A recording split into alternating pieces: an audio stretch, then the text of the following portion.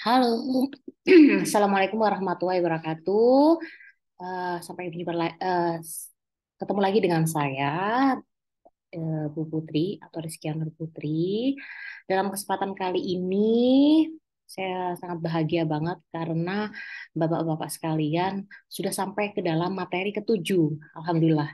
Harapan saya memang eh, yang melihat materi saya ini, terutama untuk mahasiswa kelas karyawan Politeknik Semen Indonesia memang sudah mengikuti sejak materi pertama hingga yang sekarang adalah materi ketujuh.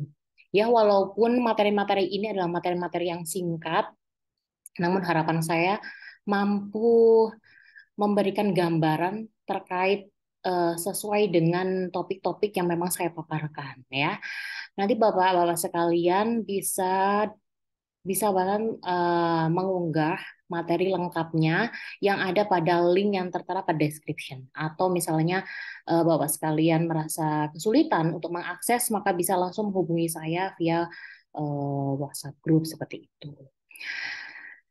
Oke, karena saya ini membuatnya di pagi hari, harapan saya juga Bapak sekalian yang mungkin meluangkan waktu untuk melihat video saya di malam hari atau sepulang kerja atau mungkin pada saat break bekerja itu dan kita semuanya dalam kondisi sehat ya Bapak-bapak ya. Baiklah kita langsung aja ke materi yang ketujuh yaitu tentang penanggulangan kebakaran. Kita sudah tahu ya bahwa kebakaran ini menjadi topik yang setiap tahunnya itu pasti akan selalu dibicarakan, baik dalam segi apapun.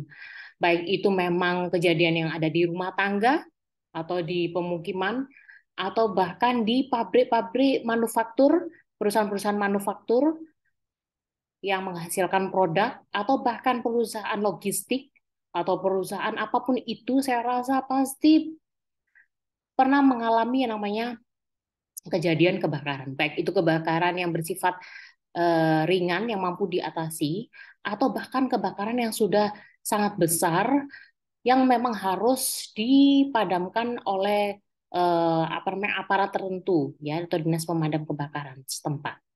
Oke.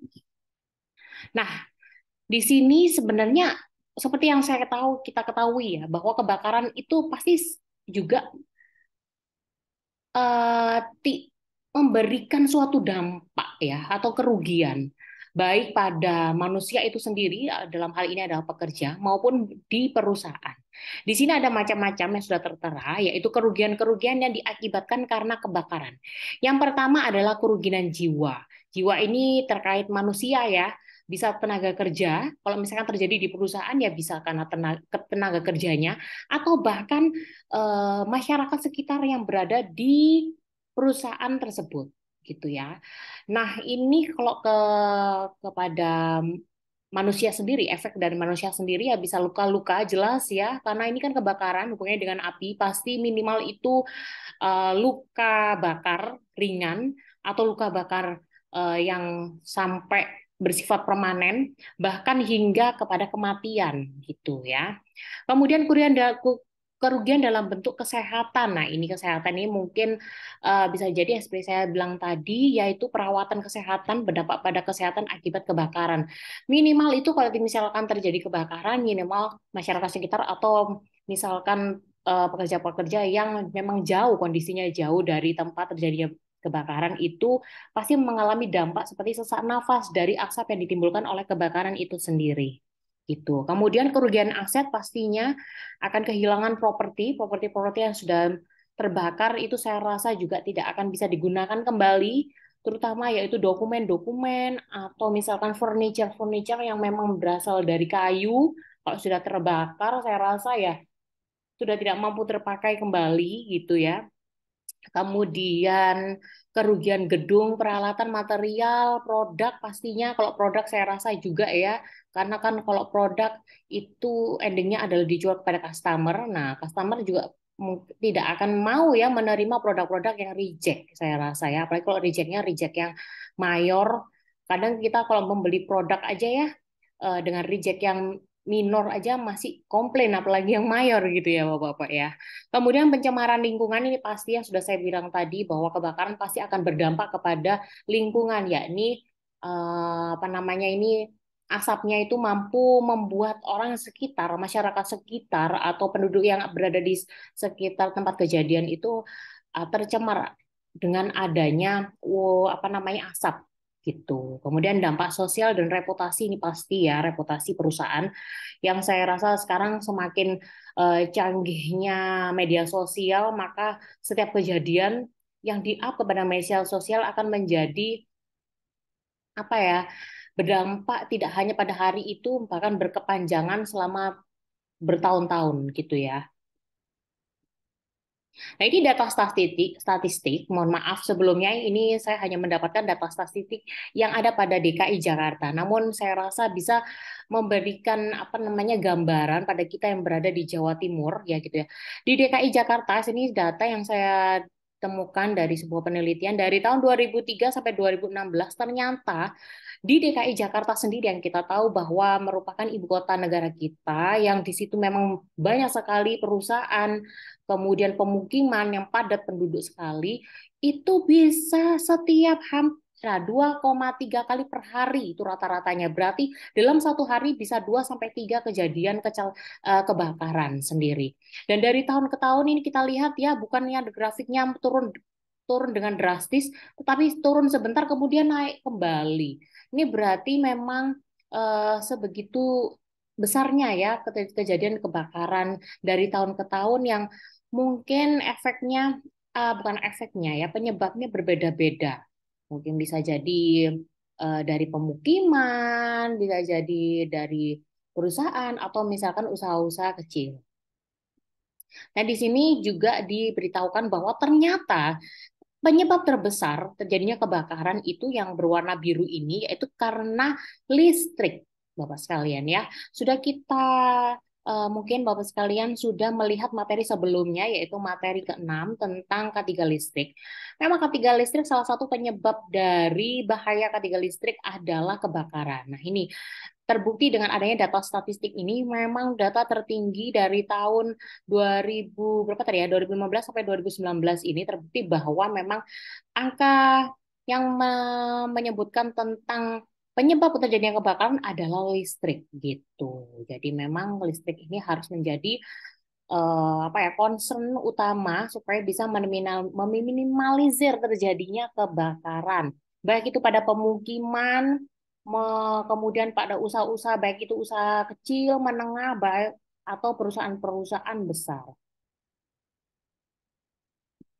Nah, ini ya, ini adalah ada namanya prinsip terjadinya api. Jadi api itu memang ada namanya segitiga api gitu ya. Jadi api ini bisa terjadi apabila ini api besar ya dalam hal ini ya, karena memang kita bisa menimbulkan api sendiri misalkan dari korek gitu ya, dari kompor itu terjadi api. Pada dasarnya prinsip dasar terjadinya api ini maksudnya terjadinya kebakaran, jadi api besar gitu ya. Itu ada tiga, yaitu yang pertama adalah adanya bahan bakar, kemudian ada oksigen, kemudian adanya panas. Berarti apabila kita berada dalam confined space atau dalam ruang yang tertutup yang hampa udara, berarti kemungkinan terjadinya kebakaran itu sangat kecil karena memang kebakaran bisa terjadi apabila salah satunya adalah ada oksigen. Nah, ini mari kita bahas satu persatu, panas, bahan bakar, dan oksigen. Kalau panas, nah ini panas itu dalam hal ini adalah penyalaan api gitu ya. Ini ada macam-macam nih. Ada termal, ada kimia, listrik, mekanik, dan radiasi. Termal itu apa sih? Jadi ini panas yang disebabkan oleh termal. Jadi contohnya memang ada api, memang sebelumnya memang udah ada api gitu, ada api, ada api yang memang dibuat, contohnya dari korek atau kompor, api lilin, permukaan yang memang panas. Panas itu bisa kita sebut sebagai misalnya overheat pada kompor, pada mobil misalnya. Nah, kemudian pengelasan, nah itu masuk dalam termal ya. Memang menghasilkan panas yang cukup tinggi dan juga bisa dikategorikan api gitu ya. Api berinteraksi dengan bahan bakar dan oksigen, maka akan terjadinya kebakaran. Kemudian panas yang lainnya bisa diakibatkan karena kimia, ada sebuah reaksi kimia. Kemudian listrik, nah di listrik nih ya, seperti yang sudah diterangkan pada slide sebelumnya, bahwa listrik adalah merupakan penyebab utama terjadinya kebakaran di DKI Jakarta ya. Saya nggak tahu ini apakah di Indonesia mewakili DKI Jakarta, namun bisa kita beri contoh adalah salah satu itu. Jadi listrik ini apa saja sih yang mampu menyulut terjadinya kebakaran? Yaitu adanya loncatan listrik yang berasal dari sumber listrik, kemudian adanya listrik statis, konsleting listrik, eh, sambaran petir, peralatan listrik, dan penghangat listrik. Jadi maksudnya kalau misalnya kita tahu nih, kita biasanya kan nyolokin apa namanya ini peralatan listrik, contohnya misalnya charger laptop atau charger apa namanya HP, biasanya ada loncatan listrik tuh ya. Jadi kalau loncatan listrik itu hati-hati, jangan sampai memang di sekitar situ ada bahan bahan yang mampu membakar. Jadi itu memang sudah loncatan listrik, jangan sampai di sekitar situ ada bahan yang mampu menyulut terjadinya kebakaran. Kayak gitu. Kemudian ada mekanik, mekanik ini ada gesekan panas, bunga api mekanik, radiasi yaitu radiasi gelombang non ionisasi. Nah, ini kemudian yang pembahasan kedua, selain sumber panas, ada namanya sumber bahan bakar. Jadi sumber bahan bakar ini ada berasal dari gas, cairan, dan padatan. Kalau gas itu ya contohnya misalnya LPG gitu ya, acetylene. Cairan yang mungkin bensin, spiritus, ini saya rasa semua pasti tahu. Kalau padatan ya mungkin furniture, furniture kan berasal dari kayu, plastik, karet, debu, kemudian terigu, gula. Jadi kalau di dapur itu juga termasuk padatan ya. Jadi kenapa terigu gula juga termasuk ya? Kalau nggak termasuk ya nggak akan bisa dibuat masak ya kalau tidak mudah terbakar gitu. Kertas dan lain sebagainya. Oleh karena itu maka kenapa saya sebutkan bahwa pemukiman itu terjadinya kebakaran sangat beresiko tinggi. Karena apa ya? Karena di pemukiman sendiri atau rumah kita ada kompor, ada juga misalkan mungkin bawa bapak atau anaknya yang merokok. Nah, itu ada memang sumber api gitu ya, sumber api. Nah, kemudian ada bahan bakar ya pasti karena di rumah seperti furniture, kemudian ada kertas ya kan dan lain sebagainya. Nah, udara, oksigen pasti. Jadi oleh karena itu bahwa sekalian diharapkan memang benar-benar waspada khususnya yang berada di rumah eh, untuk beberapa penyebab-penyebab terjadinya kebakaran yang ada di rumah. Gitu ya, karena sampai tahun ini pun masih aja ada gitu ya kasus-kasus kebakaran yang terjadi di pemukiman. Nah, ini klasifikasi kebakaran. Jadi klasifikasi kebakaran itu berdasarkan standar NFPA yaitu Amerika itu ada 1, 2, 3, 4, 5 ada 5 kategori A, B, C, D dan K. Yang pertama adalah bahan yang jika terbakar meninggalkan abu. Contohnya misalkan bahan bakar yang berasal dari kayu, tekstil, kertas dan lain sebagainya. Kemudian yang kedua ini cairan. Jadi memang cairan yang mudah terbakar. Gitu klasifikasi kebakaran yang disebabkan karena cairan. Kemudian yang C ini klasifikasi yang terjadinya kebakaran karena listrik. Kemudian yang D adalah klasifikasi kebakaran karena logam. Dan yang terakhir adalah kebakaran dari minyak goreng atau oil. Nah, ini klasifikasi berdasarkan NFPA 10 yaitu standarisasi peraturan di Amerika. Nah, setelah terjadinya kebakaran dan penyebab-penyebabnya, sekarang kita harus memahami nih adanya sebuah proteksi terjadinya kebakaran. Proteksi ini harapannya mampu meminimalisir terjadinya kebakaran yang besar. Jadi memang sudah terjadi kebakaran, kemudian langsung dikendalikan sehingga tidak terjadi kebakaran yang besar. Apa saja sih proteksi-proteksi tersebut? Nah, ini kita bisa lihat ya.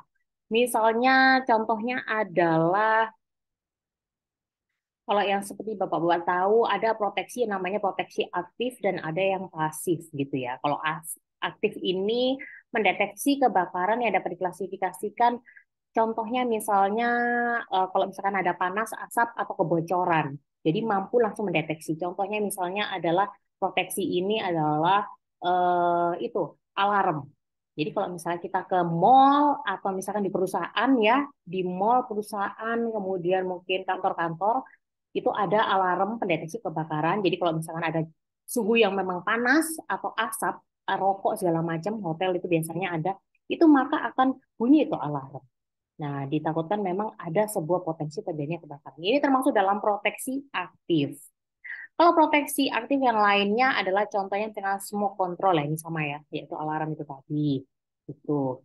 Kemudian yang lainnya yaitu proteksi aktif yang lainnya yang mampu mengendalikan apa namanya ini pemadam kebakaran, yaitu adanya alat pemadam portable yaitu APAR ya.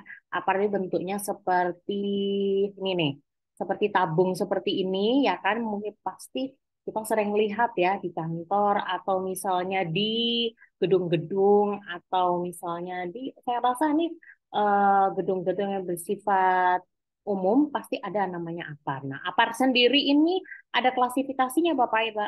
Jadi ada klasifikasi A, B, C, D, E, dan F gitu ya.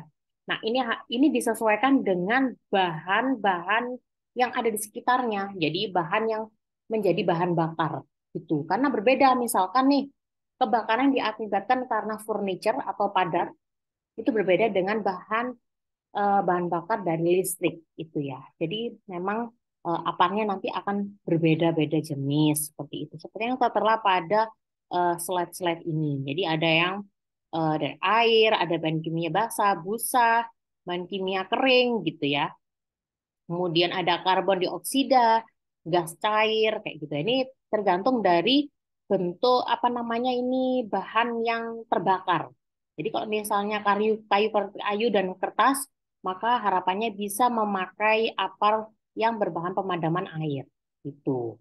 Kalau misalkan bahan bahan apa namanya ini kelas B, contohnya misalnya kelas B itu yang cairan yang mudah menyala atau terbakar, itu bisanya memakai alat pemadam yang isinya busa atau bahan kimia kering. Nah, ini contoh apa namanya ini pembacaan kolomnya seperti itu. Sama juga dengan ini. Bagaimana jika memang contohnya gas cair? Nah, apa namanya apar yang berasal dari gas cair maka bisa digunakan untuk yang dari kelas A dan kelas E, yaitu berarti dari kayu kertas dan listrik itu yang bisa menggunakan ini. Nah, nanti setiap pemilik gedung itu akan nggak mungkin ya punya semuanya ya, pasti akan digolongkan dulu, dilakukan identifikasi kira-kira di gedung tersebut itu penyebab penyebab penyebab indikasi penyebab terjadi kebakaran itu dengan bahan bakar bahan apa saja. Pastinya ya kayu pasti kan namanya juga furniture, kemudian listrik itu pasti. Jadi maka harus memakai apar yang mana gitu. Nah, kemudian yang lainnya adalah di sini ada hose reels. Hose reels ini adalah hidran. Hidran ini yang biasanya digunakan bentuknya seperti warna merah ya. Hidran itu warna merah seperti apa namanya keran gitu. Nah, itu untuk memadamkan api yang bersifat besar ya. Atau misalnya kalau di gedung itu tidak ada, maka bisa langsung menghubungi pemadam kebakaran setempat seperti itu ya. Nah, kalau sprinkle, nah sprinkle ini bentuknya seperti spray gitu ya. Jadi biasanya memang satu paket dengan alarm. Jadi alarm kemudian sampingnya ada sprinkle-nya. Jadi kalau alarmnya nyala, maka sprinkle-nya secara otomatis akan mengeluarkan air. Ya, jadi kalau nyala kan pasti ada namanya uap atau misalkan panas ya, gitu ya. Nah, itu maka airnya itu bisa nyala. Seperti itu. Oke, itu dulu dari saya terkait tentang K3 pemadam kebakaran. Harapan saya semoga Bapak sekalian bisa memahami materi saya yang terbatas ini ya gitu ya. Karena kalau saya menjelaskan secara rinci tentang K3 kebakaran, pemadam kebakaran ini sangat banyak sekali. Tentang apa aja banyak sekali, tentang hidran itu bisa satu satu pertemuan sendiri gitu. Harapan saya memang yang singkat ini mampu memberikan gambaran singkat tentang kebakaran, penyebabnya dan Nah, kemudian jangan lupa menuliskan di kolom komentar untuk apa namanya nama ya, kemudian jawab pertanyaan. Kira-kira di tempat kerja Bapak sekalian sudah ada alat proteksi pemadam kebakaran apa saja gitu ya. Misalnya apa, kemudian aparnya jenis apa atau hidrannya ditaruh di mana nih gitu. Misalkan apar jenis apa, kemudian ada hidran. Silakan ditulis di kolom komentar. Terima kasih. Sampai ketemu di materi berikutnya. Assalamualaikum warahmatullahi wabarakatuh.